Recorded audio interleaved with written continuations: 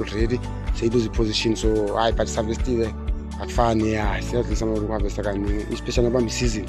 Le job ifuna ubamba isizini kakhulukazi ngoba ungabamba isizini uqala kwayo seyikushayile nje ngoba bashathi nawuqala unyaka uqala nawo wahlulekile nje sasuka unyaka kwazi ukuthi unyaka so out. So nala le farming into enjalo mayiqala isizini make it sure ukuthi uyafaka ngesikhathi esifanele. So washaya isikhathi uharvesta kancane, which means now uqala uphunyula isikhathi ne-marketing yakho izohamba ikushaya usugcina sokuthi hayi farming ayinamali kanti indlela yenza ngayo.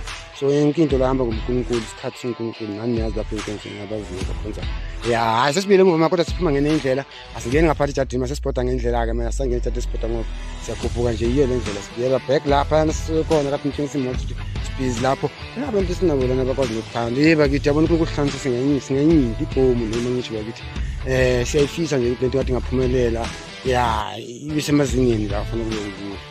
Thank you.